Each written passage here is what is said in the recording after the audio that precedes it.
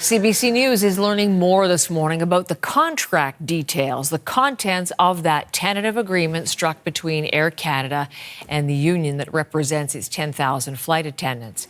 We're getting plans on how the airline is going to deal with the issue of ground pay, unpaid work prior to takeoff and after landing. And Scott is here with some of the details we have so far that the workers will have to vote on eventually. Yeah, and because this is a tentative agreement, the details are somewhat sparse. So we have gathered a lot of information CBC has learned as far as these details here, and this is some groundwork will be paid. A minimum of an hour time will be paid for groundwork, and this is before the plane leaves for the tarmac. Of course, famously, this is a big sticking point between the union and Air Canada in negotiations. Now, that rate starts at 50% of the flight attendants' hourly rate, and that's expected to go up 5% every year for the 4-year contract. Now, in addition to that, we've learned that the airline has offered about a 12% pay increase for flight attendants with less than 5 years of service, 8% for those with more than that amount of time, and also both have incremental increases there. Now, this is a big deal and somewhat unprecedented in North America that Air Canada,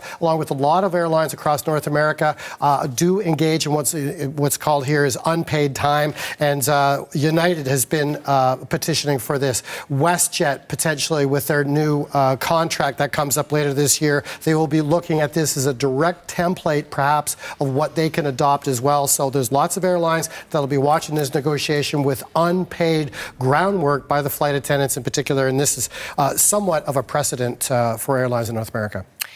So we are 9:52. That means the markets are open and Yes. trading. Any read today on what investors think of this? What investors are looking for is how much is this going to cost the airline. Canaccord has estimates this will cost about $140 million in incremental costs. We're actually seeing the shares, despite some enthusiasm yesterday, pulling back about 2% this morning. So let's get to the markets. We're seeing that with the price of oil up about 90 cents a barrel. We have the Canadian dollar fluctuating between positive and negative, not much change against the US dollar.